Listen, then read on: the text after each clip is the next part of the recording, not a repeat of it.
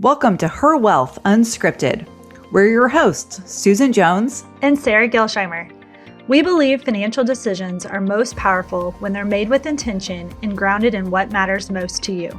This is a space for real conversations about money, life, and the moments that change everything.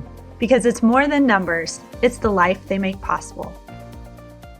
Yeah, to me, the first and foremost is knowing whether or not that advisor is a fiduciary. So that's a term that's thrown around a lot, but often I don't think necessarily given the definition of. So fiduciary means literally they are required to act in your best interest, not in their best interest, not in their firm's best interest, your best interest as a client. And, there was a time where you could just say, are you a fiduciary? And a yes or no to that was sufficient. But now there's been, they've added some dual registration. So it's, you have to ask, are you a fiduciary 100% of the time on every recommendation?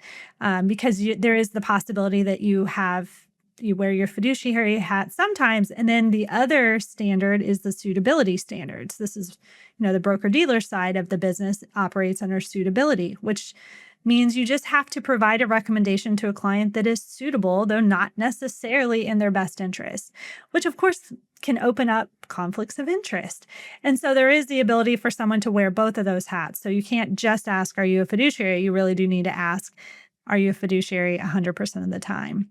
And that's such a good point, because I think oftentimes, I know, people think of it as kind of like a fiduciary. Are you a good person? And the truth is, there are good people that aren't operating in a way that meets the fiduciary standard. And oftentimes they're in an environment where maybe there's a lot of pressure to sell certain products or to do certain things. And so again, it's not necessarily a judgment on any individual person, but knowing what that standard is and that standard that they're legally held to, I think is so important.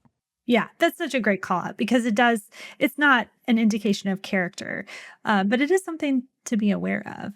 The other thing too would be, credentialing. CFP is a certified financial planning designation.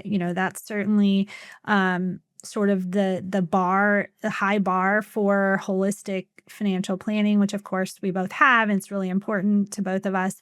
So I think the fiduciary and the full in-depth financial planning, I know we'll talk a little bit more about different designations to look for, but I think those are sort of the table stakes, right? The very first and foremost things to ask as you're looking at different advisors.